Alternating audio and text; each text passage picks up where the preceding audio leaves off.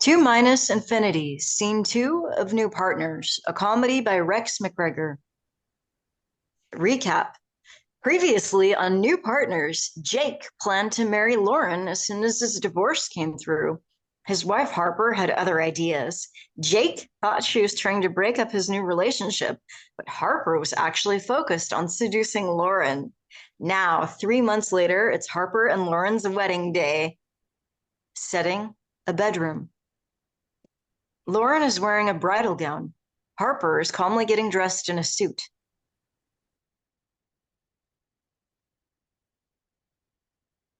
This is not how I imagined it at all. How did you expect me to react? Like a normal human being. Should I rage with jealousy? At least simmer. Pass. You're not going to show a flicker of emotion? Does curiosity count? Maybe. Is this person someone I know? Will it make a difference? No. For fig's sake, Harper, Let's discuss this after the wedding. there won't be one at the rate you're going. Oh, calm down. I drop a bombshell and you just ignore it? Your statement was hardly explosive. Okay, maybe I wasn't clear. When I said I've been thinking about someone else, I meant sexually. Okay. Nothing here is okay. Not your laid back response, and definitely not my horrid betrayal. Lauren, there's no rule against thinking about someone. How about forsaking all others, keeping myself only unto thee? In law, the breach must be of the flesh. Thus, thou art absolved. Uh-uh, no poetry. I but follow thy lead. Thou saidst only unto thee. Obey the ban. Fine. To rephrase, legally, no physicality, no infidelity. No rhyme intended.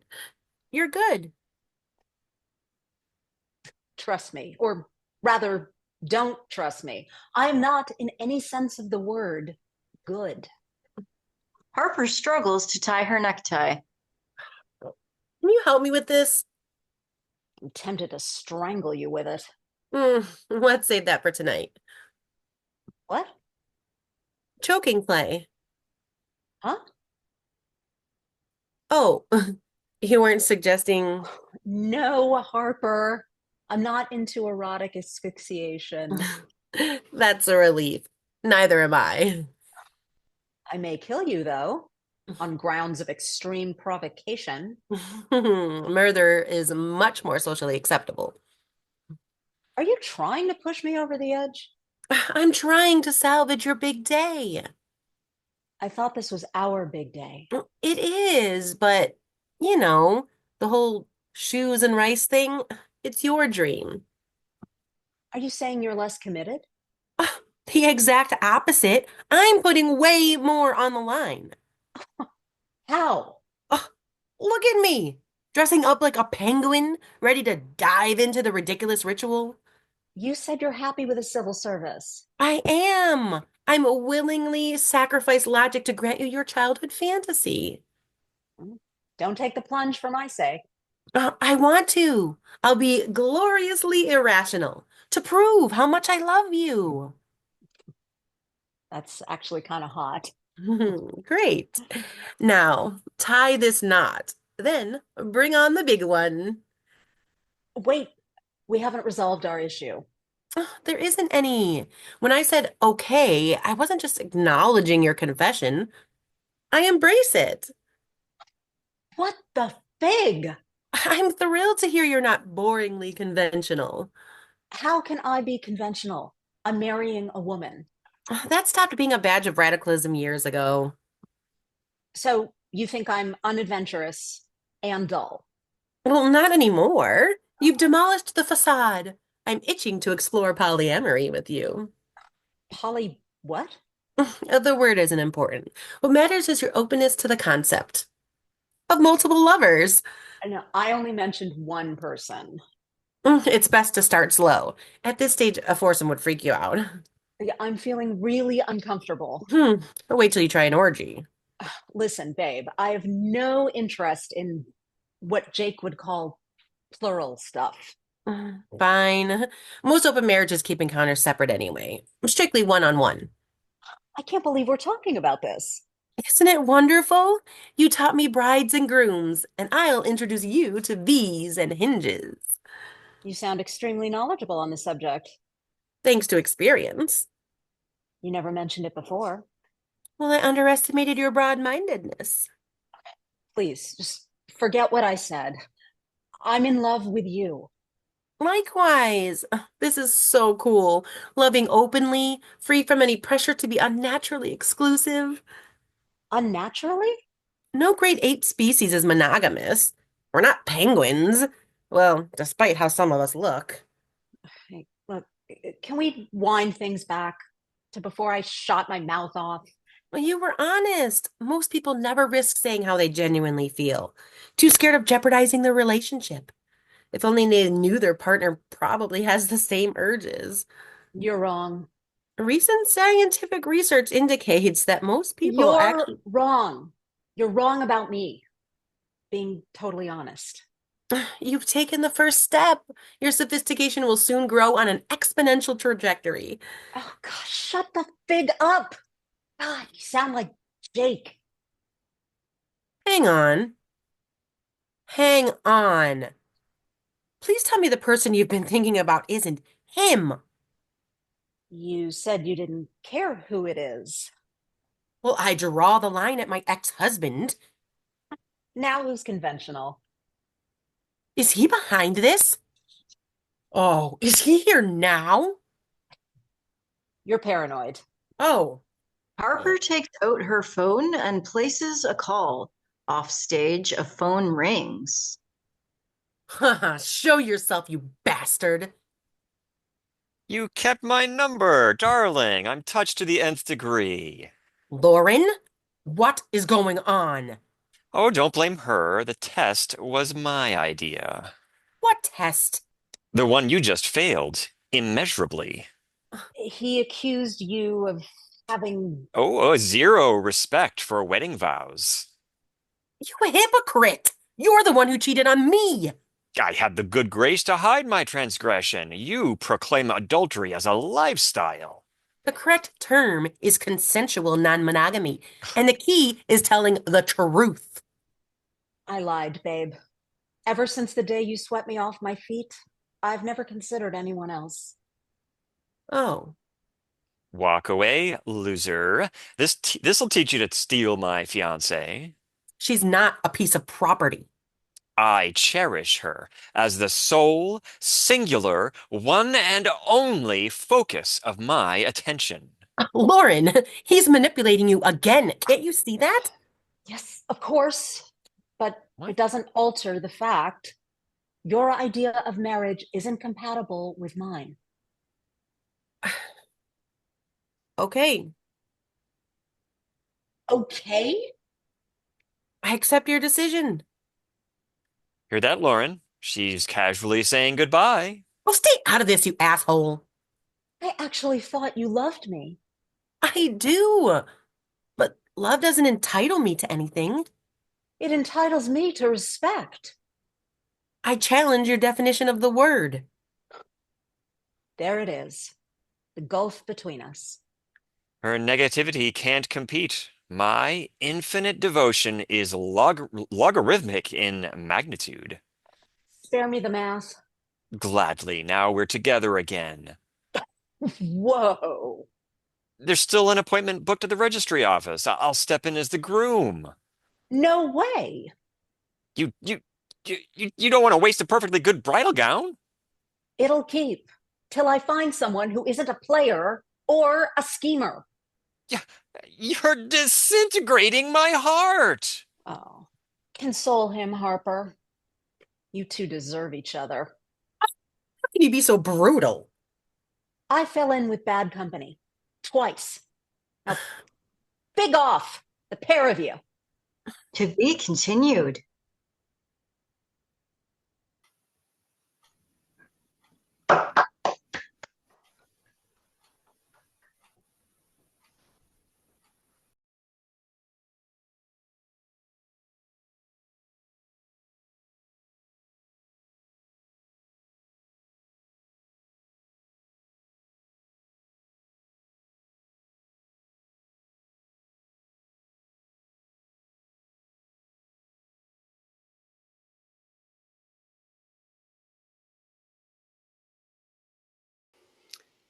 The Fly, written by Tasmin Jahan.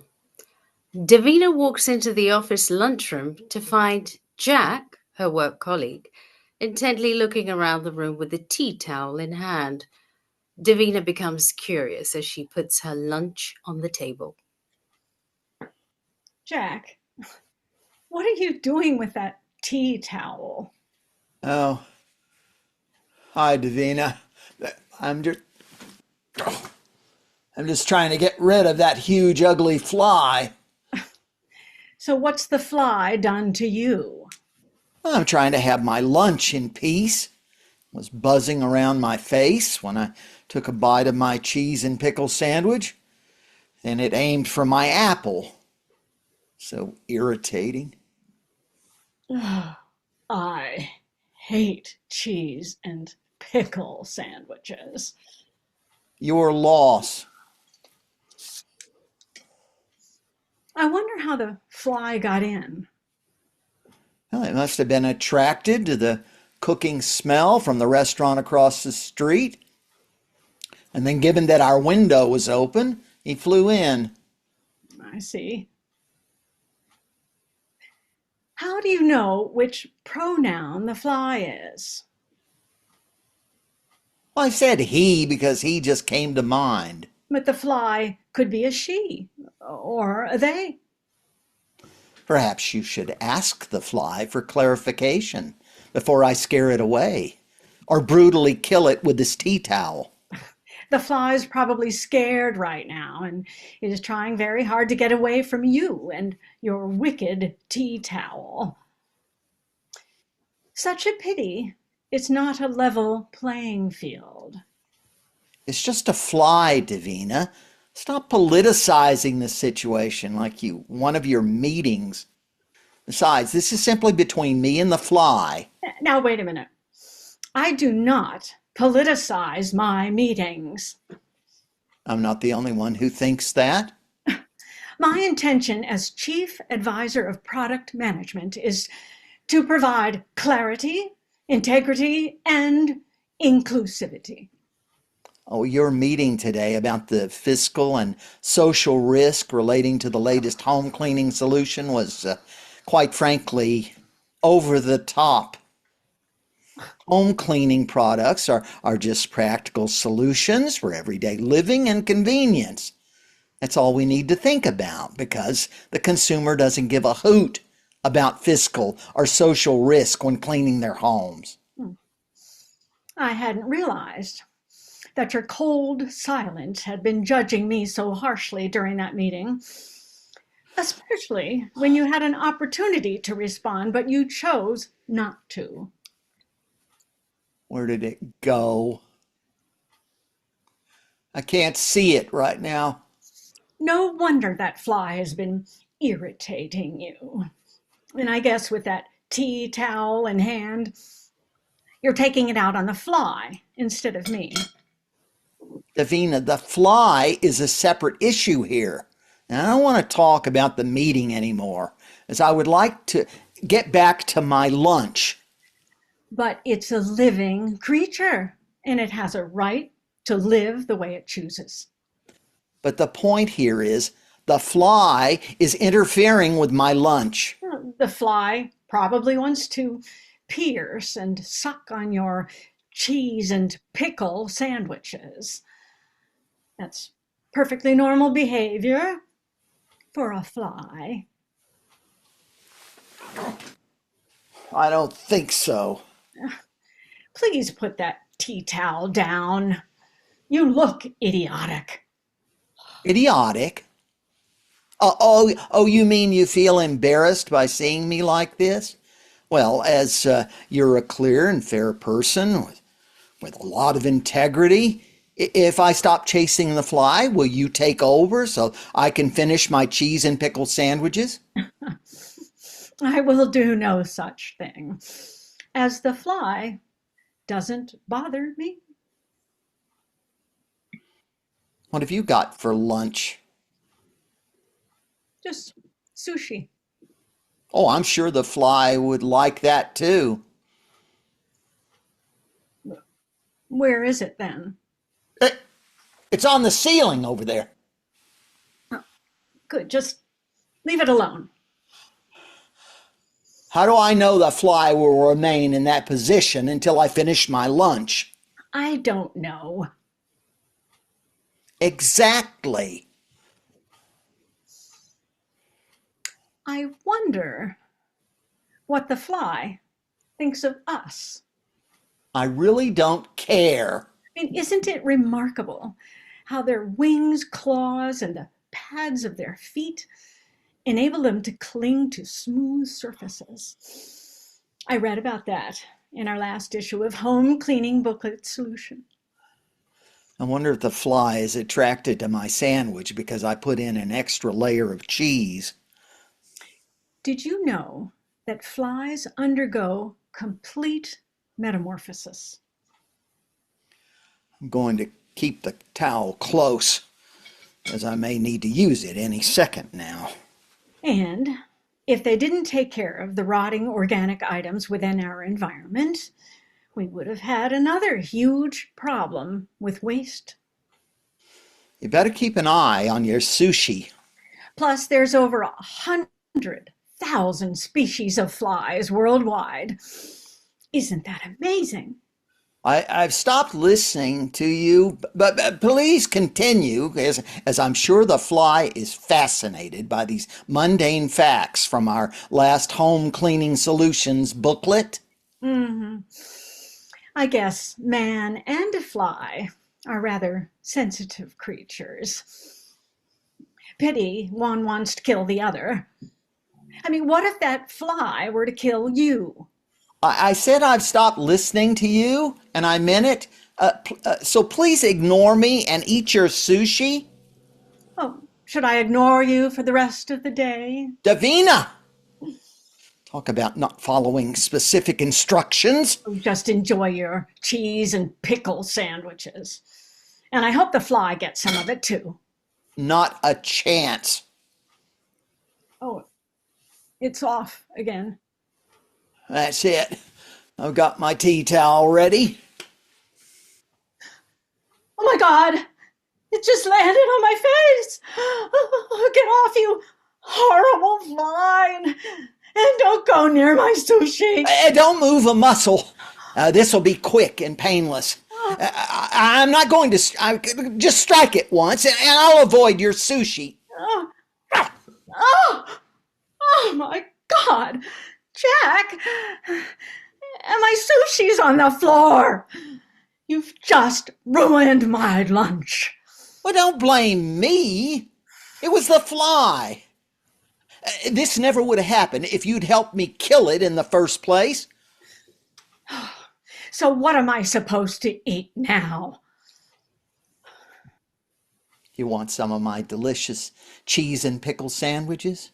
Oh, wait. You hate cheese and pickle sandwiches. How about my sweet and juicy apple then? The fly only sat on it once and probably pierced and sucked the side a little. I'm sure that will give you a buzz, Davina. Well done, girls. Well done. That was great.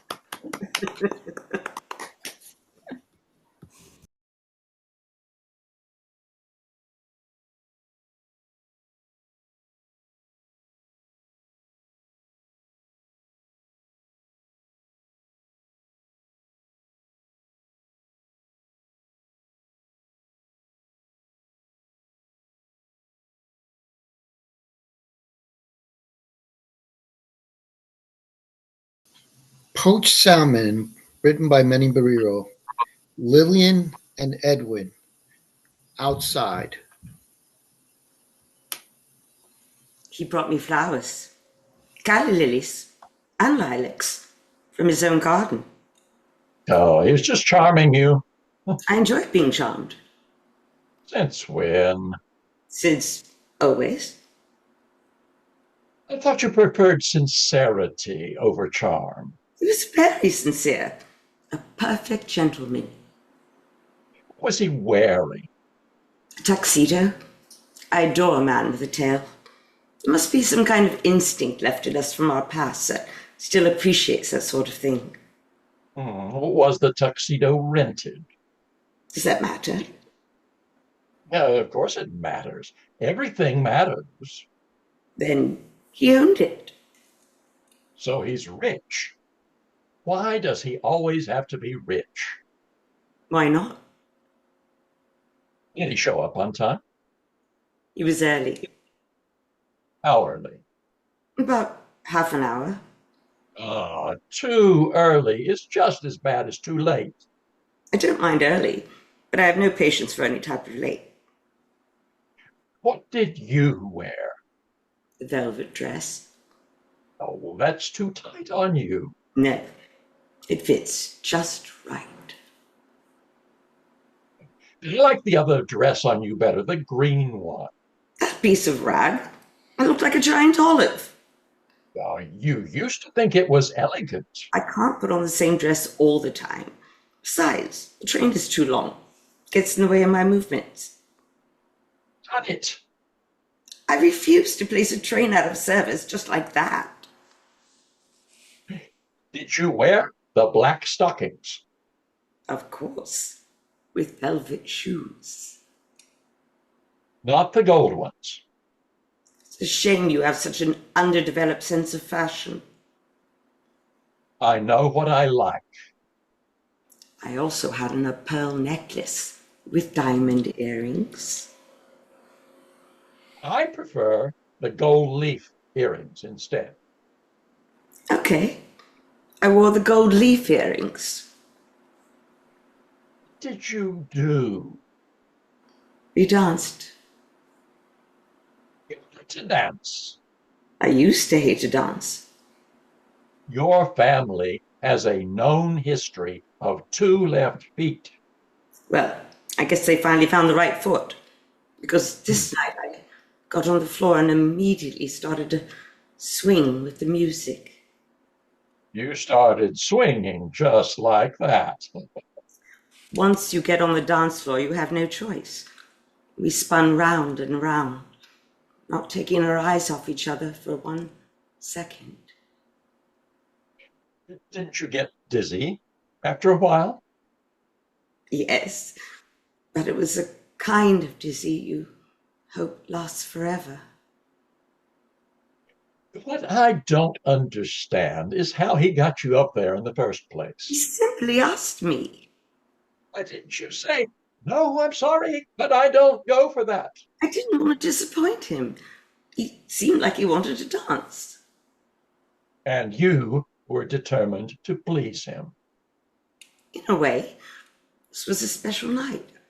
I wanted to make a lasting impression. In any case, music was nice, and I actually felt like it. How long did you spin around up there? I lost track of time. That happens when you are moving to the music and attentive to your partner. An hour, 2 hours? Longer. And there's not a clock in sight in this dance hall? It was a restaurant. No waiter to tell you the time? Waiters everywhere, pouring cold water, bringing fresh warm bread. And they just let you spin around for as long as you want? Nobody could stop us this night. It was a night to be alive. The restaurant was full. If a place is full, it breathes excitement. Everyone there is there to share a good time, to be a part of that excitement, to soak in the ambiance. Did you wait long to get a table? The minute we got there, we were escorted to our table. We got a table by the window. Oh, what was the view? I don't recall.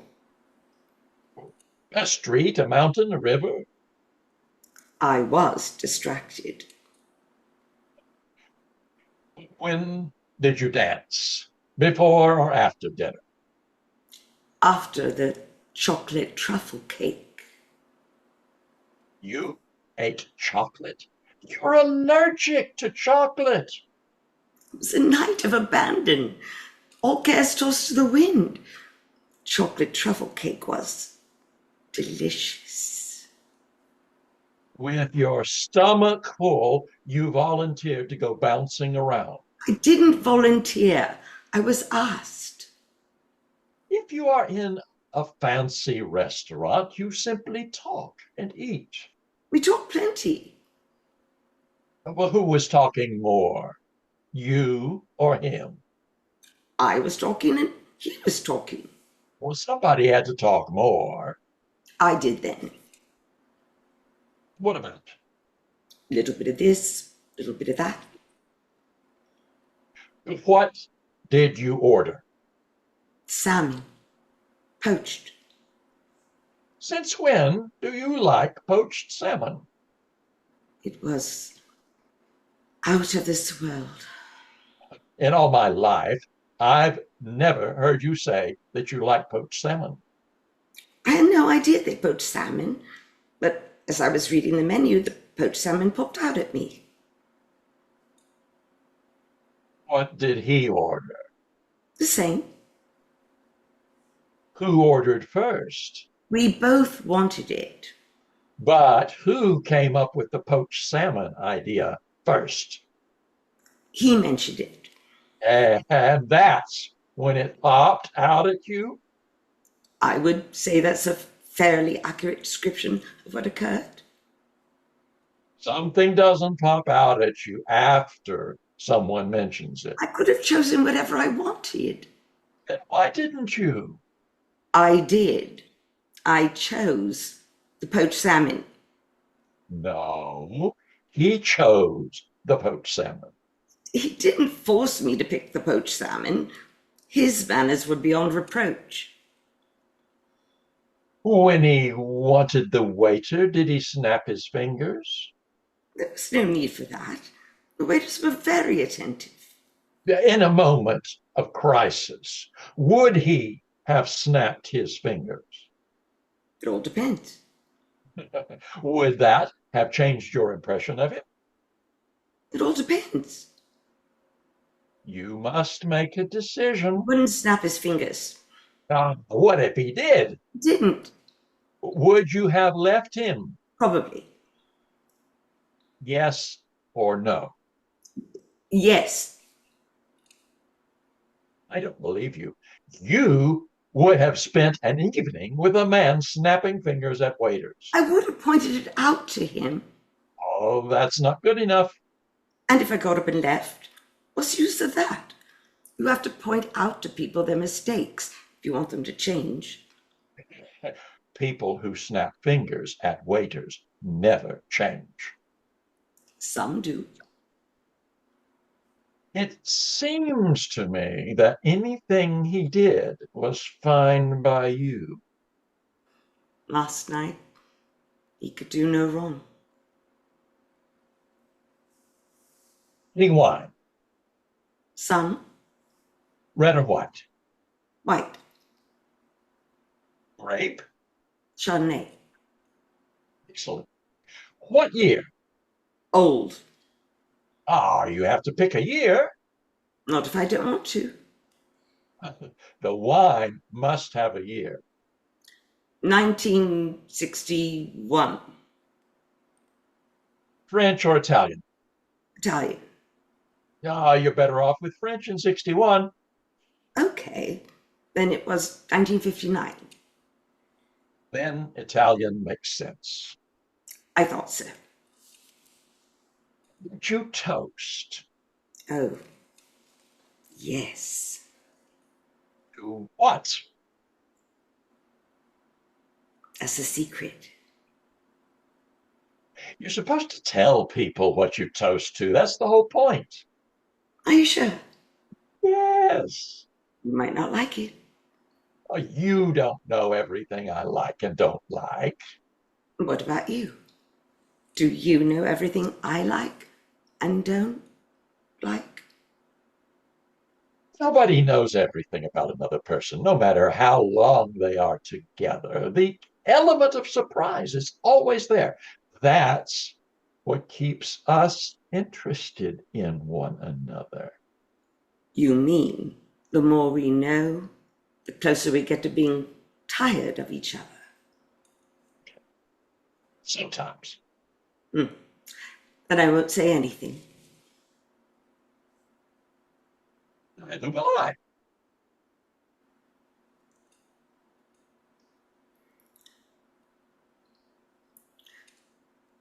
We toasted to love. That's fine toast. To a love that lasts a lifetime. Nothing gets in the way. A very fine toast. Thank you. Any objections on his part to the toast? None. Did you wrap your arms around and drink from each other's glass? Of course. What happened after the toast? He kissed me.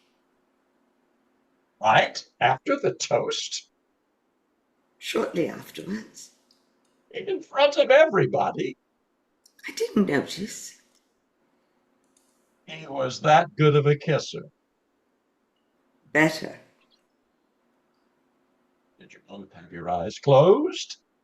I did. So you don't know if he did.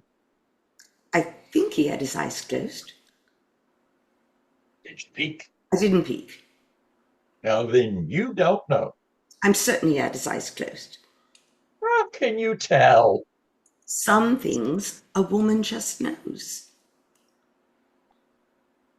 So everything went without a hitch. Like clockwork. Couldn't have been better. I'm not greedy. You certainly are entitled to a perfect night. At least once. When everything goes as it should. And you do things you never imagined you could do. You say the right things at the right time. You don't hesitate. You glide. Whatever comes afterwards doesn't matter. Only this night. Nobody can take that away from you. It's forever yours. You choose. Poached salmon. Chardonnay. You can stay as long as you want. Did he leave a good tip? I believe so. Oh, a night like that deserves a generous gift. They all smiled. You walk out of a night like that holding your head high. Our heads were held very high. How did he say goodnight?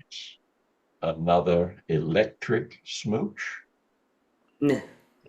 He simply said it was the best evening of his life.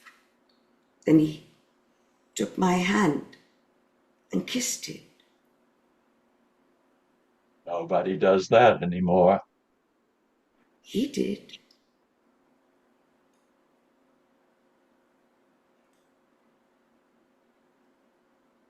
Good night. Good night.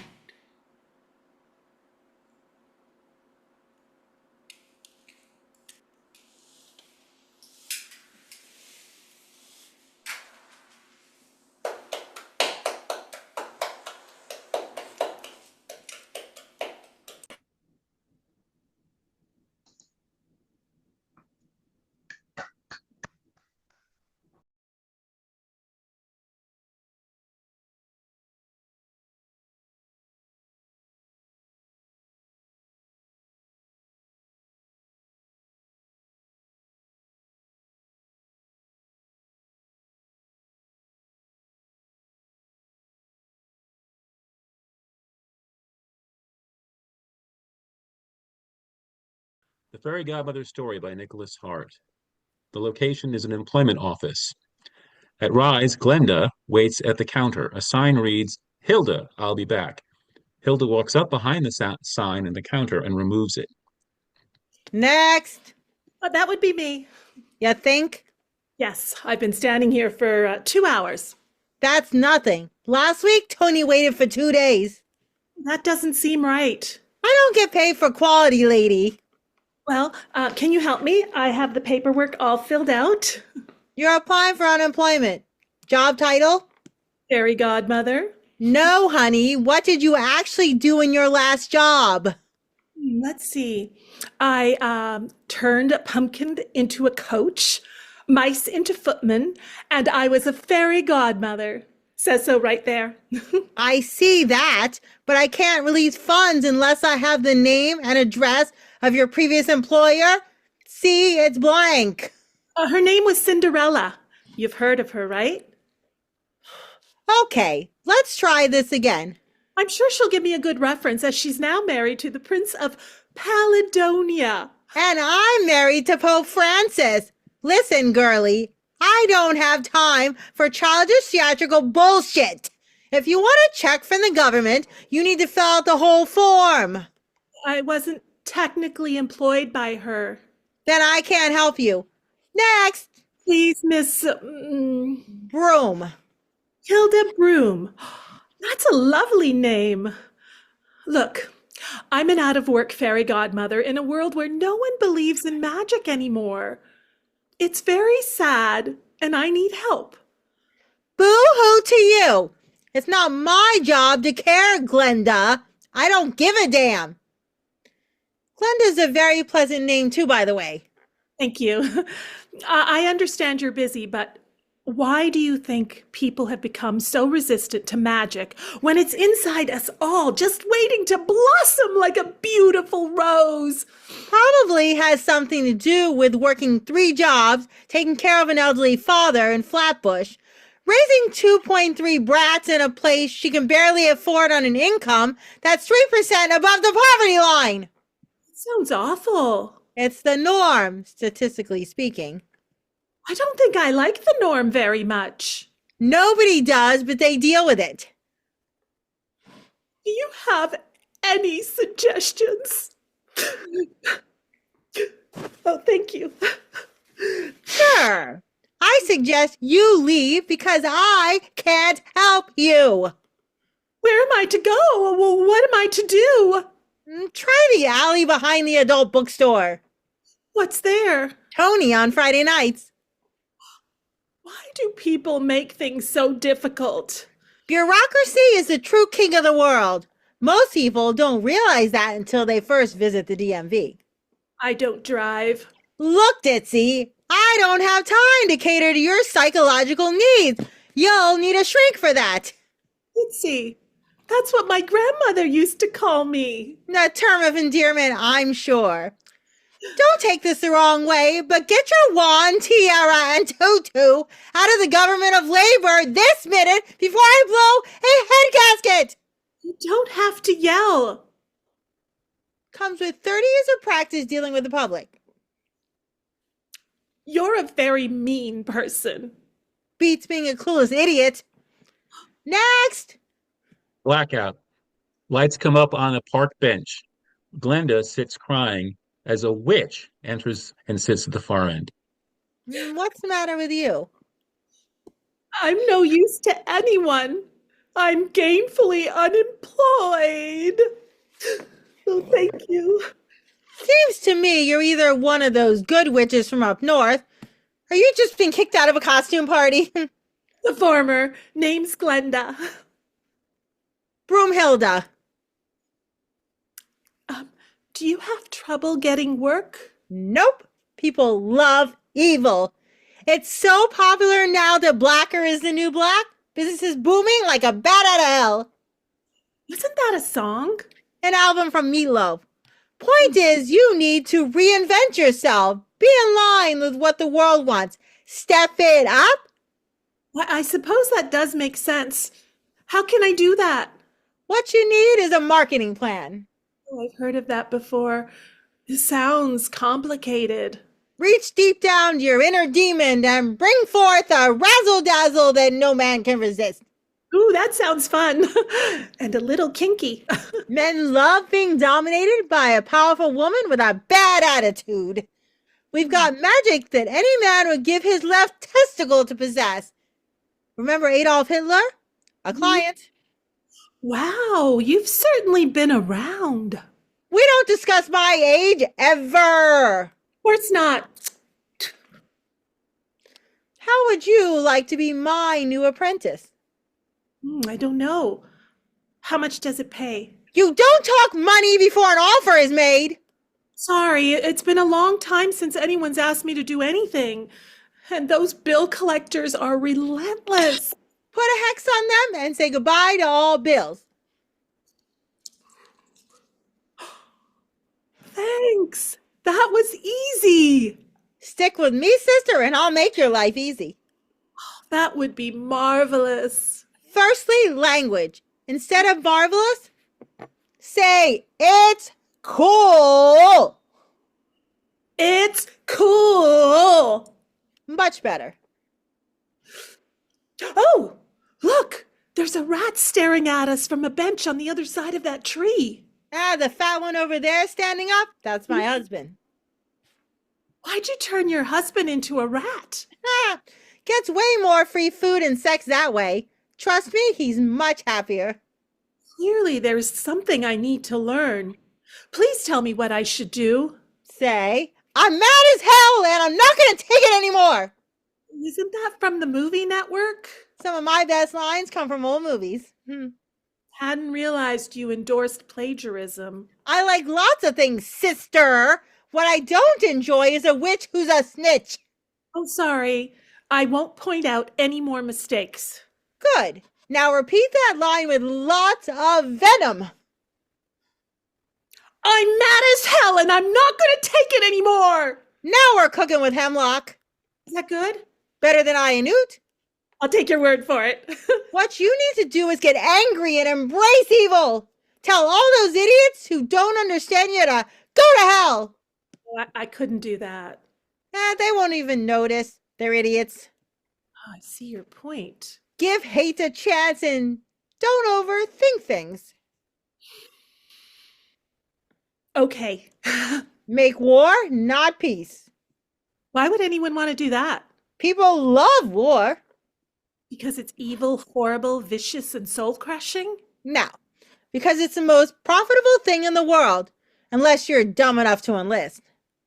So you're saying money is more important than human life? Sure as sugar. So it's not that people don't want goodness, kindness, honesty, and truth. They become so laser focused, so wrapped up with survival and making money that they've lost sight of what really matters? Bingo! All by design, I might add. I'm sorry. I cannot be your apprentice anymore. I see what's coming and need to save the world from the most severe worldwide economic crisis since the Great Depression. Good luck with that, Ditzy. Wait a minute. How did you know my nickname? I really think you look kind of ditzy. You're the woman from the Department of Labor. I sunlight as a clerk, so shoot me. I also belly dance at the Coconut Club on Tuesday and Thursday nights. My husband's head chef. Try the bat wings, they're to die for. You money-grubbing whore. Nah, I've been called worse than that. I'm not even insulted. You horrible witch. Still nothing. You evil, nasty, conniving, lecherous. You're wasting your time. But whatever you are, it's not nice. And I'm going to save the world from itself if it's the last thing I do. I don't think you fully comprehend the situation, Missy. The world loves evil, so good for me, sucks for you. I don't care how much it sucks. I will not stop being who I am, a fairy godmother. I own this, and it's cool, god damn it. They will never understand you. Oh, I'll find a way. Somehow I'll make them see goodness. Don't be too sure. I'm not giving up control anytime soon. And I've got tons of people helping me. Billionaires. Those idiots worship the rich and listen to whatever they say. There are people out there who want to live in a world that cares about them and helps them when we're in need. The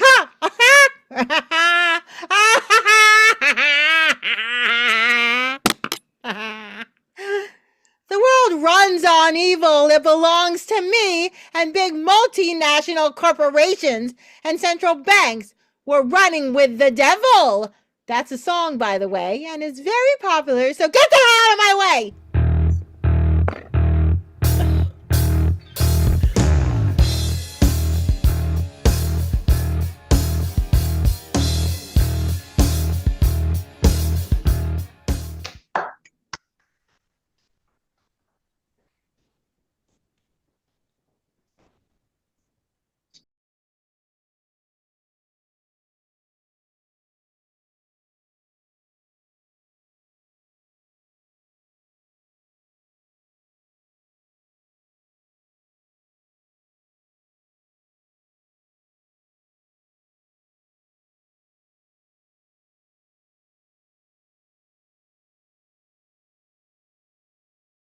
At Rise, scene, a meadow.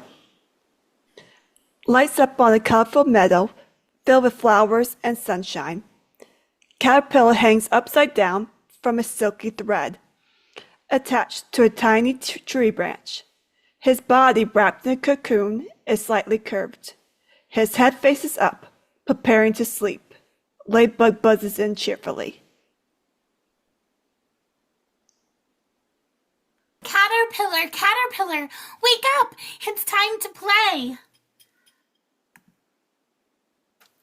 Wakey, wakey, Caterpillar, time to rise and shine. The sun is shining and the flowers are blooming.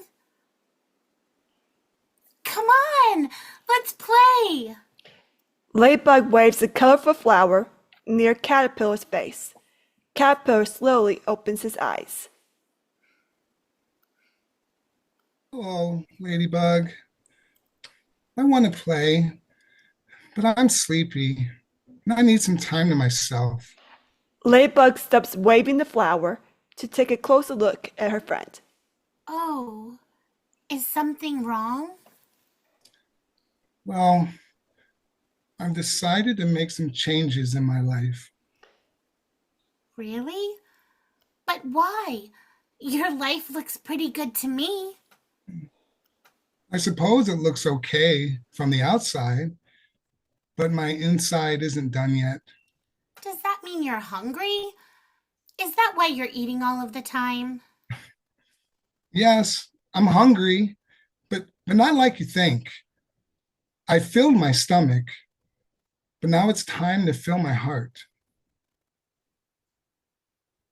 A slight breeze rustles the leaves, gently swinging Caterpillar back and forth. The sun warms his face, and the early springtime sounds sing him a lullaby. I don't understand. I know, Ladybug, but I need to sleep. We can talk when I wake up. Caterpillar stretches his cocoon down over his head, like a big nightcap, as he says goodnight and drifts off to Caterpillar Dreamland. Good night, my sleepy friend, and sweet dreams. The next day, Ladybug comes back to check on her friend, but he's still asleep. Oh, Caterpillar, I wish you would come out and play. It's too quiet without you. And you're my best friend. Ladybug looks up at the blue sky, as if looking for help. She spots a beautiful monarch butterfly descending from above. Why so sad, little one? I just lost a friend. Oh, no, my dear. You haven't lost him. He's just going through some changes right now. Changes? That's what he said. Yes, little one. Your friend spent his whole life crawling on his belly and looking at the dirt. But he didn't want to do that anymore. Caterpillar was tired of looking down. He wanted to look up. And one day, when he couldn't take it anymore, he did. And that's when he saw the sun shining high above him like a great big promise. A promise? Wow. It's like the sun was talking to him. What kind of a promise? As if on cue, a brilliant ray of sunshine breaks through the white clouds and bathes Butterfly in a golden glow. Ladybug's heart is strangely warmed. The promise is a beautiful new life born out of the struggles of an old life, something only the sun can do. But it's a promise, so you have to believe it. That's what Caterpillar did. He believed the promise, and now he's waiting to receive it. But why does he have to wait?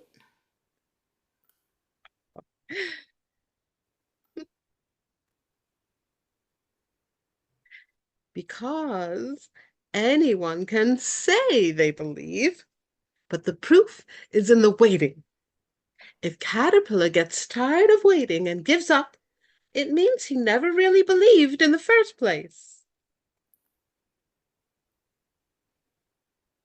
Just then, Ladybug and Butterfly are distracted by movement from the cocoon. Do you think he can hear us? It sure looks like it. Good morning, Caterpillar. This is Ladybug and Butterfly. Can you hear us? Hello. Yes, but just barely. How long have I been sleeping? It's been about a day. Is that all? It feels like I've been in here forever. How much longer do I have? Got a few more days to go, my friend. Maybe longer. I'm not sure I can make it that long. Maybe I should come out. No, Caterpillar. You can't quit. Remember the promise. Remember the sun. It's pretty hard to remember the sun when I can't even see it. Oh, that's because you're looking with the wrong kind of eyes. Your physical eyes can only see things as they are right now. It takes eyes of faith to see the promise come to pass. Then I'm out of luck because I don't have eyes of faith. I understand. But that's what you're getting right now. The promise comes by trusting, and trusting means looking forward to getting something you don't have right now. After all, if you already had it, you wouldn't have to trust and hope to get it. But what if it doesn't work? You'll never be disappointed when you put your faith in the sun. Everyone who turns to the light receives life. Upon hearing this, Ladybug steps forward into the circle of sunlight, shining steadily on Butterfly, and eagerly soaks up the rays of promise. Can you feel that, Caterpillar? The sun is out. It's shining on both of us. Caterpillar lifts his teeny spotted wings in wonder, basking in the warm sunlight. Yes, actually I can. I may not be able to see it, but I sure can feel it. I can too. It feels strangely wonderful, as if I'm being filled from the inside out. That's what a true promise does. It feeds our souls like nothing else can. An empty promise could never do that. But how can you tell the difference between a true promise and an empty one? Signs and wonders follow a true promise. An empty promise lacks the power to fulfill itself. That's amazing. Will I get to see a sign and a wonder? I think you need to ask Caterpillar that question. Caterpillar, will I get to see a sign and a wonder? There's one standing right in front of you. It's Butterfly. Just a few days ago, she was a lowly caterpillar crawling in the dirt. But today, she's a beautiful butterfly. That didn't happen by accident. Butterfly is living proof that the promise is true. Butterfly, I never could have done this without you. Thank you, my friend. Yes, my dear. But now it's time to go back to sleep. Don't give up. We'll be waiting right here when you wake up. Just as suddenly as Butterfly descended from the clear blue sky, she was gone, returned to her home in the sun. Once again, Ladybug is all alone with nothing but a dark, steel cocoon for company. Is that a dream? Why do I feel so alone? The next morning, Ladybug returns to check on Caterpillar. But sadly, there's no change. Everything is still and quiet. Even the sun hides behind clouds. Butterfly is nowhere to be seen. I don't know if you can hear me, Caterpillar, but I hope you're okay in there. Several days go by with no change. Ladybug is about to give up hope. She returns one last time to check on Caterpillar. This time, the sun is out, but the cocoon is split wide open, and Caterpillar is nowhere to be seen. Caterpillar, where are you? Did you give up hope? Why so sad, little one? Ladybug hears a familiar voice and quickly looks up to see a magnificent monarch butterfly descending from the brilliant sky. Butterfly, is that you? Caterpillar is gone and I don't know where he went. It's me, Ladybug. I'm no longer a caterpillar. I'm a butterfly. Butterfly raises his beautiful new wings towards the sun. Light frames his body. Astonished, Ladybug stares at Butterfly, but sees Caterpillar. It's amazing. You're brand new. All the old stuff is gone. Yes, no more crawling in the dirt for me. I have wings. Come on, Ladybug, let's fly. Butterfly stretches his wings and flies high into the sky. Ladybug follows close behind, and strangely enough, her teeny little wing soars high and as far as Butterfly, because that's what happens when you believe.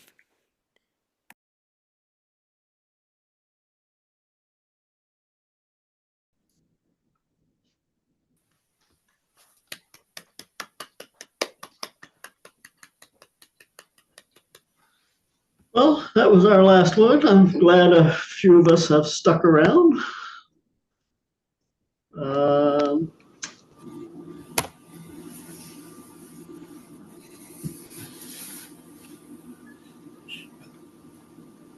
Sarah Kesman, is this your first time with us?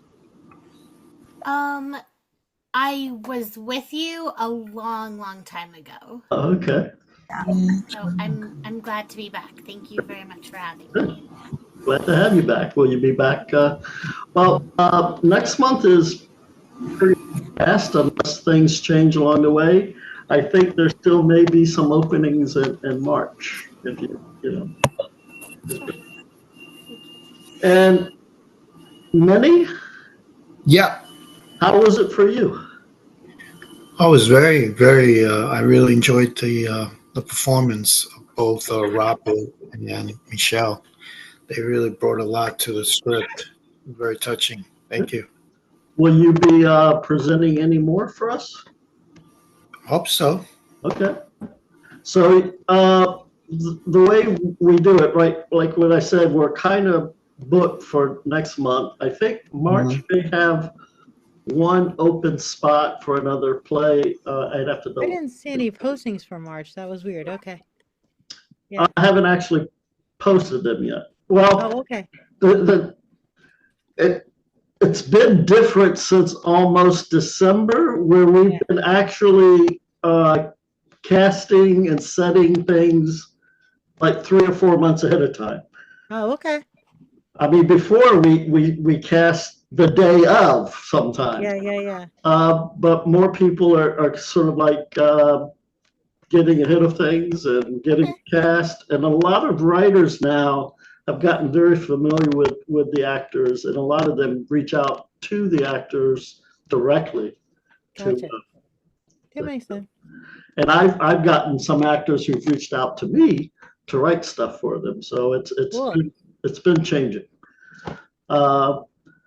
But the way we usually do it is a writer will post the title of their play and what roles they need. The two things that we try to keep things to is that we try not to go over 10 minutes and try to keep it to maybe 5 characters, because if you try to go more than that, you might have a hard time casting all the roles. So that's for the writer. So if you have something for March, you can go ahead and post it whenever you're ready. So our first one was 2 minus infinity. Mr. Rex McGregor, are your actors still here? Melissa, I know Melissa had to leave. Yeah, I'm still here. I'm here too. Okay, great. Any comments? I liked it. It was clever. I'm glad I got through. I feel like I say this about your work a lot, Rex, when you had me read stage directions. I like it because it's fun. Your stage directions are fun, but also secretly so I can turn off my microphone and laugh. I was kind of giggling at some parts. Yeah, I definitely had to, I definitely had to mute myself before I came on. Oh, okay. All right. How'd you like your role there, Corey? It was great. It was fun to play a character again. So this is like, yeah, the sequel to the first part. And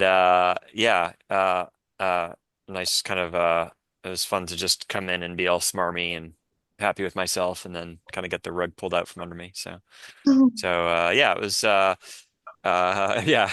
Next time, shucks, spoiled. So yeah, it was fun. It's a fun like world. I like the dynamic between the two women there. I love that not Harper, but Lauren. I like how Lauren knows erotic asphyxiation, but not polyamorous. Me too. Like Rex, we've known each other for years, you and me, Rex, and I'm still uncomfortable to ask. I don't want to know where you got that idea. I don't want to know. I'm sorry. I don't have a problem with it. It's just the way that it was written. It was Rex, and yet let's just move on. It's out there in the world, and you'll do with it what you will. And Rex, was Figgin in the script, or did you write it as another word? Yeah, we talked about this. Lauren used that in the first episode, so it's just a character thing. She's quite a conventional person, so rather than saying the other F word, she just says Fig instead. Okay. Yeah. It comes across as what it made me think of. I don't think I've said this out loud, but certain Christian churches won't swear, and they will substitute you. I think it's just a word, and they will substitute the weirdest. Anyway, I'm not of those Christian churches, but the strict ones. That made me wonder if Lauren had a background in that with Fig, and you deserve each other, and you blah blah blah, and you da, and then she knows about erotic asphyxiation, and it's like somebody left the church hard. No, it definitely worked well, Rex. Sorry, Zev. Yeah, it definitely worked well. So how every audience member relates to it differently, and that was just my thought. Yeah, I just I'm used to Tasman, saying whatever she wants. So I was who insists that it's not her saying the word fuck, it's her characters. Like there's been a change in their writing. I'm all for it. I didn't do it today. I noticed. There's no pressure when I do write things, because I occasionally write plays. I feel like sometimes the real word is fuck. So yeah, I'm wondering if the play I'm putting on in March, if I have to change some of the dialogue, because there's some effing words in that play, but we'll see. I mean, as long as they're all adults. I get it. It was like a kid who was not used to hearing that word, but I don't know. Well, I've always taught my kids that it really doesn't matter what the word is if the meaning is the same. What difference does it make? Well, I think in the US, I understand at the moment there's a movement to even restrict words like God Oh, and What? damn Really? in the southern states, Florida, Texas, I believe. If Oh, you try that to doesn't do surprise a me, I gotta production tell you. there, you may, get some pushback. God moves in mysterious ways. yes, You can have a gun rack on the back of your pickup truck, but you can't say "God damn it." Right, I right, would right. say In then, Texas, right? Oh, please. in protest, The just gun's full. add in the extra bad words. Yeah. Okay, so our second one was The Fly. Yeah. The Fly. That was Oh, very funny, yeah, actually. Paul and Very Susan funny. were great. Thank you so much, Jack and Davina. I've Yeah. never written about, I think I've written about other insects, but then I thought, what am I going to do with this fly? And then I thought, okay, we'll just write this and see if it works. So yeah, that was great. Paul was great. Susan was great. And I think the length was good too. I think Yeah. I wouldn't have been able to milk it any longer than what it was. So thank you so much. And yeah, I hope My only Susan, are you still here? Oh no, Susan's left. Sorry. my, Sorry, Susan's left. my only question that I wrote down with a big question mark is cheese and pickle. I knew we talked about Sounds this. good. This Is that a UK Paul. thing? Because it sounds really good. I know, not gonna Paul, lie, I kind of want a cheese and pickle sandwich right now. I think Paul, but they Paul don't. didn't Sounds kind of question good. that. It's sort of a British thing, isn't it? Isn't Well, it because used I on don't crackers? like, I Because they don't don't. actually use pickle. It's like chutney, isn't it, or something like that? Relish? Well, there's a brand you see called Branston Pickles, and I cannot stand it. It's awful. Oh. And then I thought, oh, maybe Jack's character likes cheese and pickle sandwiches, and Davina obviously would hate it, and I'm with Davina in that camp. Okay, I so don't like cheese and pickle sandwiches, and I thought I'm going to use it. Pardon me Do while I you run like down Marmite? Do pickle you like chips. Marmite? Oh, I am not a fan of Marmite either. Oh, okay. So that's a very British thing. But hey, no, it's yeah. But yeah, Paul and Susan, yeah, pulled it off. Great duo. Really enjoyed watching them. Thank you so much. Yeah, very good. And you know, for the Thank you, time and effort you Tasman. put into it. Very grateful to you. And yeah, I can't wait for the clip. Going to watch it and laugh at Jack and Davina. Susan getting to that part where she just starts to do a roll call of what flies are, the Oh, kinds that of was flies, hilarious. Yeah. the counting of the ships, you know, and in the Odyssey or the, you know, it was so funny how she knew so much about it and it became, you know, almost an obsession to be able to get into every kind of fly and what they do and what they eat and what they how they. And what are their pronouns? Well done. And Susan just wanted to be in charge of the whole thing, kind of Oh, yeah. teaching him a lesson. And he didn't give two hoots. And and the line, I've stopped listening to you. He was so direct. And she just carried on. And I was hoping that part would be amusing. That seems to be the character Paul and Susan play together in your pieces. She's always the one in control, isn't she? I love it. I love that. And Paul always thinks he's the one in control. Yes, I do, you know, kind of pretend, you know, to I you just think let that. them think they are. But we all know different. We don't get on at all. It Kind of a was, good I thought it was combination with very well Rex's play cast. because we don't know who's in control. To be continued. There's this power shift going on between the two women, and I get Corey coming in and seeming like he's playing them, and everybody's playing each other. But what's love? Is there love? Is it sex? Is it power? And I guess there's more to come. But it's that same idea. Who is controlling? Is it Paul or Susan? It's well done because you're not sure. You have to kind of keep on your toes. Yeah, that's true. Yeah, Michelle, wait for part 3, which is the finale. Oh, Yes, I am looking forward to that. Was it the Now, Fly Alley? I meant finale. Rex, would you ever want those 3 pieces edited so that it's all one piece? Yeah. Why don't we talk about that after we've done the third one? Yeah. Okay. Yeah. I just thought it was laugh out loud funny, and I know with Zoom we can't necessarily keep our mics on because then it will go to us if we're laughing rather than what is happening on the screen. But I was laughing out loud, and I usually laugh at a lot of the pieces, but not necessarily out loud. But I was having a great time over here. So thank you, Tasman, and the performances were wonderful. Oh, thank you. You're so kind. Thank you, Leslie. That's great.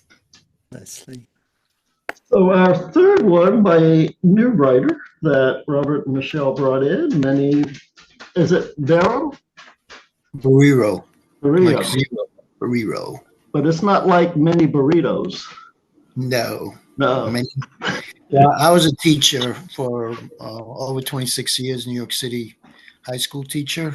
And I would tell my students first day, Barrero rhymes with either hero or zero, depending on how you I like perform that. in the class. Or both. So how did this presentation go for you with your story? I thought they brought a lot out of, they got a lot from the story and really I was, focused on what was happening and the interactions between them. And, there was a certain melancholy aspect to it that, it was like a beautiful night, but I felt there was also a sadness to the piece that I really thought brought a lot to it, because maybe, we don't always get to live that perfect night, and they're imagining it. And so, it's the saddest words of these it might have been, So I thought they brought that out, and that was, that was kind of moving to me anyways. It was so beautifully done because it was such a process to be able to, as me playing Lillian, to keep seeing that flower unfold. And what I thought at the first time, second time, third time, fourth time, whatever, I thought that maybe I was seeing something, and then I saw something completely different. I found more poignancy. I found more longing. And even though I felt it was a tabula rasa, something that they do all the time, this couple, possibly they've been doing it for a lifetime, this back and forth, whether they're painting this date to mimic a life that they've never had together. But as I was thinking, but many wrote this one down. No other conversation did he write but this one. And it seemed to be the one where she brought up the word love. She brought up this night, the night to take the leap. And I thought everything hinged on that good night. And what will be, we don't know. So there's so many possibilities and so many different ways to do this. It just was a wonderful, wonderful opportunity. And it's absolutely beautiful piece. I was interested to find out that you're a poet. I've been a poet my whole life, so you could hear that poetry. And I'd be honored to be able to be in any of your plays. Wow, thank you, Michelle. You did amazing. It really was right on that with the character. And I told Michelle that for the last few years, I've been walking around Queens. That's where I'm from, Queens, New York. Sorry, I know some of you a little touchy because Trump is from Queens too.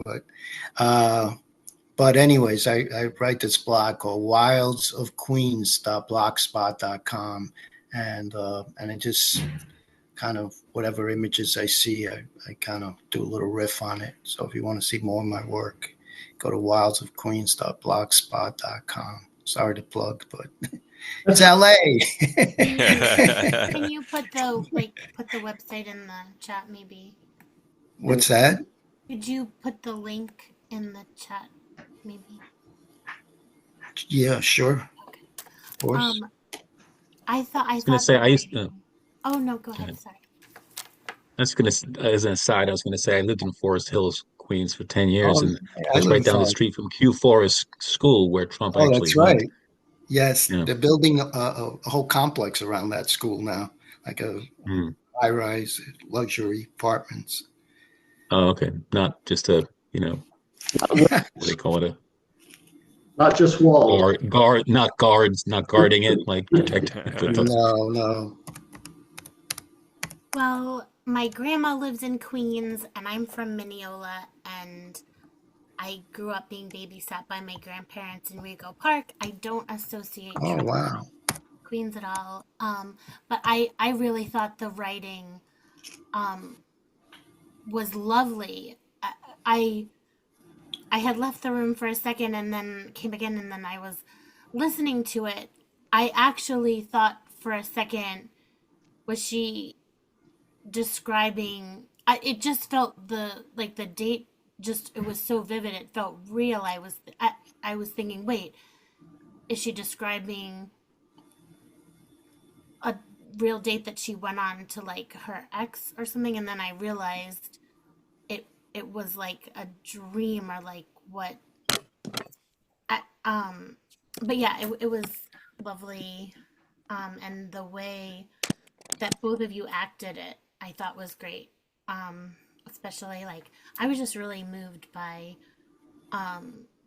Michelle's acting of it also. Thank you. Thank you, because I was moved by Manny's writing. So, yes, it was a very tough week, and I leaned heavily into Manny's absolutely gorgeous piece. I held on to it for dear life.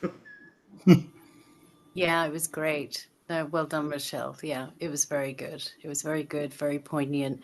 And it was quite profound for an actual date to go into so much detail and to be able to feel what you were, that person who is anticipating so much from this date. And yeah, Michelle, you're great always. So that anyone who who plays with you, who acts with you, I mean, gosh, you bring out the best. So well done to you. Well done to you both. It's all perspiration. It was, yeah, I agree with what everyone's saying. It was beautiful. But I was really impressed that you were able to get Bryan Cranston to act opposite Michelle there. That was really impressive.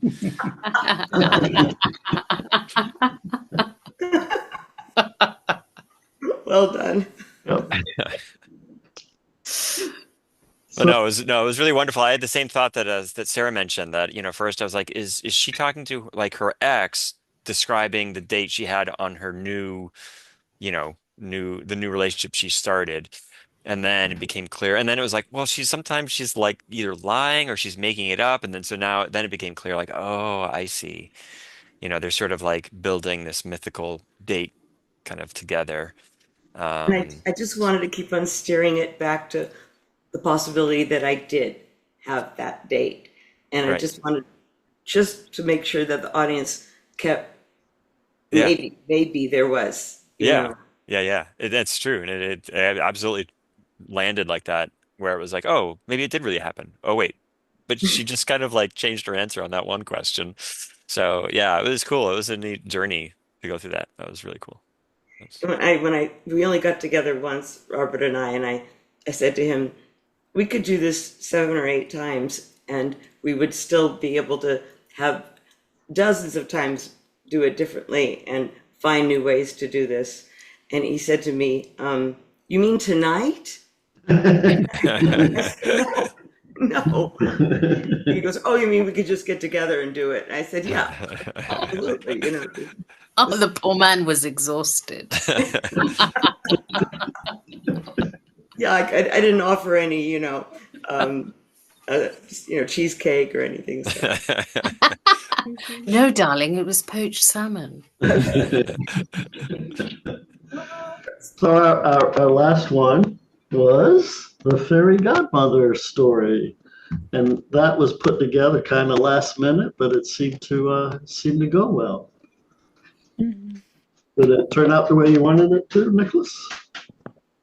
I had read it just recently live in another group, and then I read it a week before in Pages, which I think Jasmine and some other people might remember or know It's about. Tasman, So darling. I'm Tasman. sorry, Tasman. Sorry, Tasman. My bad. But we read it live, so I don't know if people on Zoom obviously It can was hilarious. go into Manhattan. So anyway, yeah, Hilarious.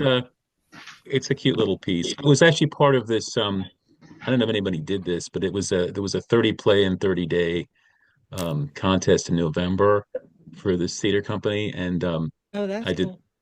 This was number 5, I think, out of the Oh, 30 plays. cool. It was one of the earlier ones, but Cool. Oh, that sounds really good. You had more than 5 plays performed in the one. no. It was like you're supposed to write a play a day for the entire month of November. So I had to write a play a day, and I think this was the 5th day. I think that's what I remember vaguely, and I would have to double check. But it was one of the plays I wrote in that Oh, in November. sounds so good. Very Did, cool. What a did, great experience. did the theater group use any of this? Did they perform it or present any of I it? hope they would. I actually wrote to them. I said, "Well, you're going to have like maybe a festival and throw some of these because there was like 100 people apparently participating in this thing." And he said, "Oh no, we're not doing that. We haven't thought about that." And so it was kind of left hanging. So I guess they're not going to do anything. So I was kind of disappointed by that because that would have been fun to have like a selection of a handful of the actual Yeah. plays. Now, did you have to submit the plays within that 30 days for them to know that you had? No, you had to submit them every single day, like at noon by noon the next day. So you wrote a play today, it had to be in by tomorrow at noon, and it was sent by email. Or there was several different ways to send the plays in. It's called Threshold Theater Company. They do it. I believe they've been doing it for a few years now. So anyway, and there was one guy managing all of it, and he was guy Matt. And he said, well, next time, if we have more people, he's going to have to delegate because there's too many plays. Sure. They didn't think it through. Right. They didn't realize they were going to have 100 people this time. I think last year they had like 30 or something much, much less. So it's the same as this place where, we used to have, people the day before they would sign up and they would pretend. And now it's like months in advance. Right. So. Did they set parameters for the plays, like genres or lines? They had suggestions, but they said you didn't have to use them. Yeah, every day they gave you some sort of like prompt, but I used them occasionally. But most of the time I just did whatever I wanted because they said you could do anything you want. And lengths? Were they all short plays? Sorry, I didn't hear. Were they all short plays? Yes, they were all like 10 pages, that range. Oh, okay. So Tasman, when you did your 365 plays, yeah. Wow. Was that through a group or did they use any of the plays that were produced? No. It was just all me. Just me. So I wrote 365 short plays in 365 days. And I was exhausted by the end of it. You just decided to do that on your own? You weren't prompted by some other group to do it? No, I just sat down and I've always said this, that my subconscious mind writes all these plays and my conscious mind does all the boring stuff. So my subconscious mind wrote these plays and I just sat down and I said, right, what are we doing today? Boom. This is what we're doing today. And I said out of the 365 plays, I said 100 would be, really good and the rest would just be in the background. So I've been developing it. I've been taking my time developing it. And what I've established at the end of this is, A, I'm not doing it again. B, it does take time to develop these plays to be happy, nips and tucks here and there. But I'm glad I did it. I'm glad that I got to the other side of it. I think had I said in the beginning, January, February, March, you're so excited because it's something new and, you're going to sink your teeth into it. And then by the summer, I was like, what the hell have I signed up for? Did you do Why did I do this to myself? And then I thought, oh my God, I'm going to be such a loser if I don't finish this. I am going to do it. And even if it kills me, I'm going to finish it. And I did. Well, there you And then go. I thought, Jasmine, did you do that after? Do you know Susie Laurie Parks? Yes. Was She's that where you got the idea? No. Someone said to me, "What you're doing sounds like Susan Laurie Parks has done this," and I was like, "Oh, I'll look her up." Yeah, And then she's got a book. I reached out, and then they from her office, someone said, "Thank you for letting us know," and she has been made aware. And then that's it. That's as far as it went. But I tried to find anyone else in the UK who may have done this. And I thought, it'd be great if we could get together and exchange ideas, blah, blah, blah, blah, blah. But I haven't found anyone in the UK yet. You should publish a book. You'd have to probably call it something different than Susie Laurie Parks' book, but you should publish it. I've performed 365 days of exhaustion. That works. I got to get off in a second, guys. Sorry. But yes, coming back to the fairy godmother, yes, great idea. I loved how she went into the office looking for a job, and I thought, oh my God, that is so cute. So cute. It was very therapeutic. I felt too, very timely. I was wondering when you wrote it because it's certainly towards the end that it was pretty relevant. So just personally, I appreciated that. Yeah. I thought that too. In November of last year. Oh, okay. Yeah. What I Sounds thought about was right. interesting is with a lot of plays that address unemployment and everything that was addressed in there, it could have fit just as easily in 2008 and 2009 as it does today. And I feel that people did this is not a very nice thing to say, but I've heard remarks about you comparing now to the Great Depression, and it's like, did you remember 2008? Because I do. Well, I mean, there's been a couple of those, 2008, and then there was another one, I forget, in the 80s, there was one that Melton, I remember. That was a big one. I worked at a financial firm back in the 80s, and I remember they actually talked about it because it was obviously on their minds because they were a financial company.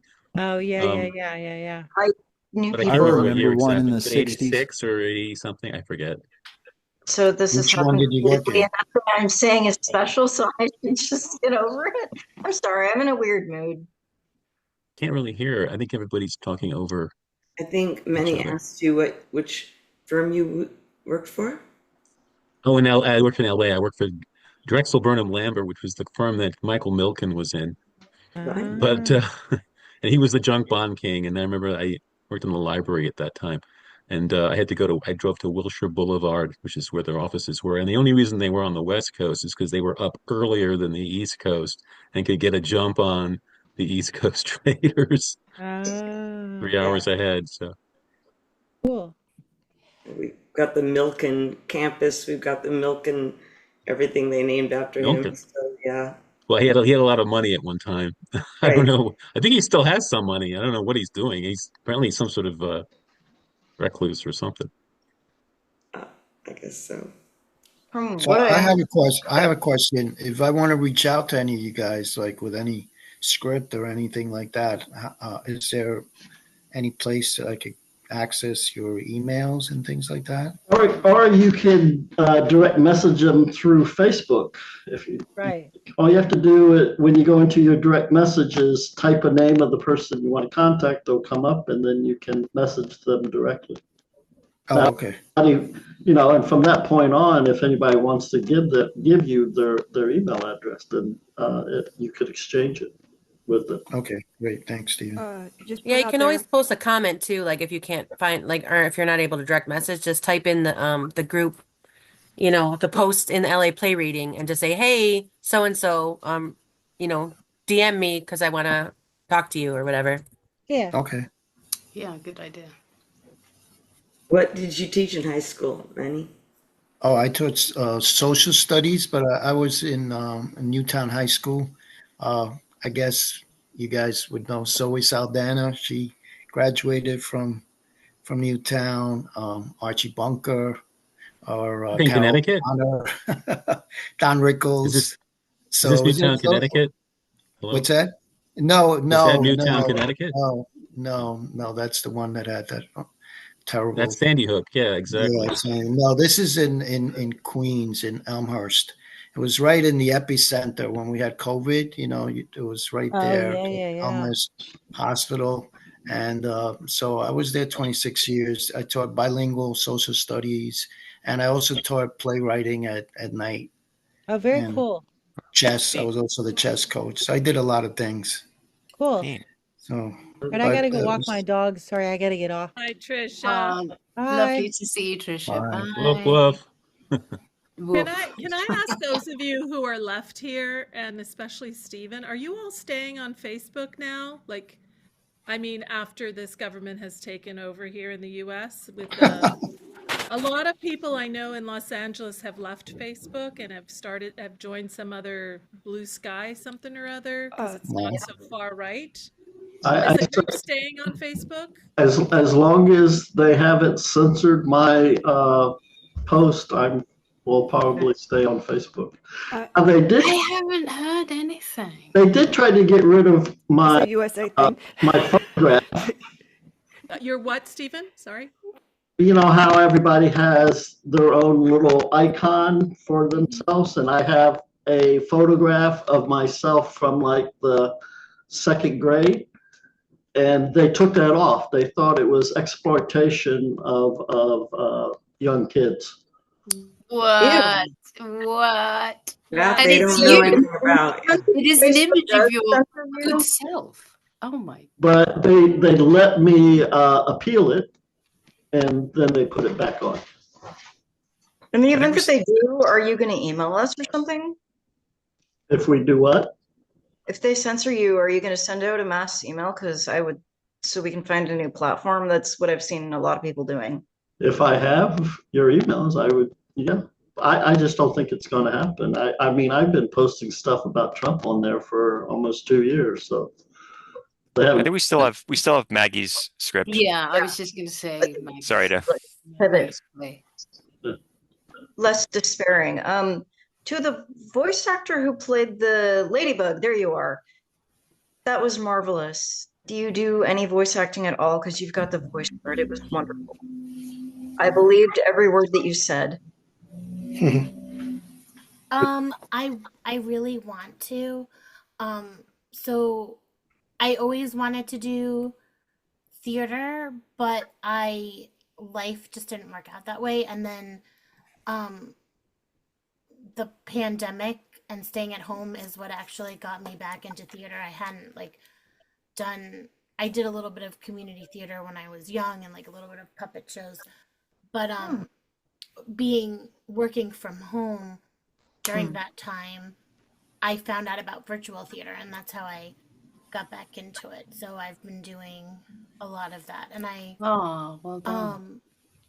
Yeah, if you're ever looking for other groups to play with, like Trisha and I are doing an Agatha Christie cold reading tonight with Jackie, who's sometimes in here, and so like I've played with a bunch of different like virtual groups, and I would like to do more. I'm not like set up to do professional voice acting like with the microphones and everything, but I mean I would definitely love to. So I ended up coming back in here for this because I loved being in this group. I don't know, it might have been a year or two. It was a really long time ago, and just I work a huge amount as a home health aide, so I don't have much free time. Wow.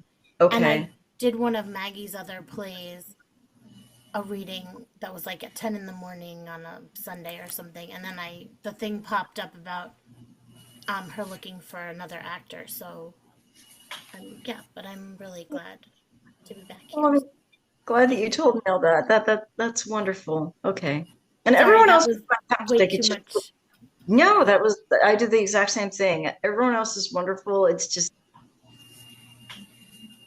Ladybug was really, I liked the way this was written. Maggie, are you intending to show this in a church or something? Because that's what it came off as. I don't really have a tank to show anywhere. I mean, if it does, that's great. But I just wrote this more from a personal. It's more personal to me. I think that little kids would like it, like Sunday school or something. I'm intending this as a compliment. I think that it could fit very well. If you want this place to be read your script, just let me know and I'll send it to you. Script to be read at your church. I said backwards. You should just let me know and I'll send it to you. Or anywhere. If you ever want, if anybody wants a script, I could send it to you. Yeah. I'm from the Pacific Northwest, and in particular, a city that is known for being 70% atheist. We don't go to church here. We're not religious. If you are, you totally stand out. So, like, no, that's not what I meant. That's not what I meant. I meant in like Florida and Texas, where it's common, where I meant that. I was trying to compliment you, and I don't like. Not in Seattle, you wouldn't. Yeah, it was. Do they have atheist churches? No, I'm sorry. We actually have one of the largest witchcraft churches in the United States. I didn't know that. I've never gone. They're just, all right, you're there. I can go if I want. They're very open, but no, we don't have atheist churches. We have like witchcraft churches if you want one. It's also really personal to me. People who did not read the script wouldn't have seen that because it's a little dedication on the top. It's to my sister. Dedicated to my sister. So who is growing up to be a beautiful butterfly. Oh, how wonderful! And that's such a so nice. that's what was personal to me, and also I mixed up. Also incorporated like what Zeb was saying, spiritual messaging in it, like butterfly being a cocoon and then rising up again, like Jesus on the cross, and he rose up again from the dead. It's a great message, and I loved Leslie's makeup. I mean, everyone was fantastic, and I loved Todd's appearance. Where is Leslie, by the way? I don't see her. Leslie had the lovely makeup. Hidden in the meadow. Butterfly, you probably don't even recognize me. Oh, where? There you are. Oh, you look so pretty. And she had a little butterfly bum things going on. You have your hands up? Yeah, her wings. I love this story so much. It was my favorite one of the evening, and I am not religious, but no, you don't have to be religious to enjoy it. No, you don't. I saw it as a children's story, and I could just see it being performed at like libraries, in those reading circles. I felt like it could be a little book for like reading to a child at night. It was just so lovely and cute, and all your actors, even with the backgrounds and the costume changes and all, it made it so come to life. And I don't have kids, and but it was so beautiful. I really, really loved this one a lot. Thank you. Yeah. Yeah, I agree. Oh, go ahead. No, sorry. You can go ahead.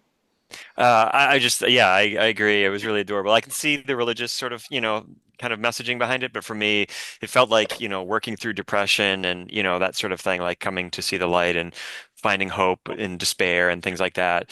Todd, great job with the costume change. I love that. And Leslie, I love the commitment with the with the makeup and everything like that, and just the way you were sort of this like motherly kind of presence. And I agree, Sarah, your voice is fantastic and really spoke to it was just like fit that really nicely. So it was just really heartwarming. It just made me feel all warm inside. It was really cute. Lovely message. Yeah, definitely. I thought it was gentle and delicate and charming and spiritual, which everyone's talked about. Oh, thank you, Maggie. Your writing is just so sweet, and I really thought that Leslie's voice was just so perfect for the butterfly, like soothing and motherly, and just. She played her the way I picture it to be, because and it is like giving them wisdom, but she is a very motherly figure as well. So it's like a mother giving a child, which is why I originally wrote the butterfly and ladybug to be little children. It's like the original butterfly the butterfly that Leslie played, is like teaching these children ways of life, wisdom and stuff. And you all played that really well. I thought Todd was great too, so definitely take this on the road. Yeah, he did. Yeah, he's not here right now. If you're watching this, Todd, we're just to say because you're not here right now. But you were awesome. You were awesome. It was his idea to put on the colored shirt at the end. So. Oh, that was a great idea. Yeah, that was his idea. I was wondering if he's going to come on with full on Leslie makeup. I was like, he's feverishly doing his makeup off camera. That would have been a treat. That would have been awesome too. Had enough time to do all that. Yeah. Now, Leslie, is that full body makeup, by the way, or just face? Actually, like butterfly colors below the Zoom box. So yeah, I'm wearing orange and black for the monarch butterfly. Brilliant. Well, it's getting close to 8 o'clock time where Carol, you is going to take over my Zoom account. You're getting evicted. Yeah. So our next performance is February the 23rd, and I think it's already cast and booked. And I guess my February 23rd. February 23rd. Hi. Yeah. Oh yeah, it's February next month. Okay. Yeah. Sorry. So it's locked and loaded. That's it, right, Stephen? Yes. Yeah. Have a wonderful time, and I will see you when I see you. All right. Thank you so much, Stephen. Thank you so much, everyone. Great to see you. Take care. Hi, Tasman. Stay safe. Good night, everyone. Bye. Bye. Thank you, madam. Have a good night, everybody. I'll see you soon.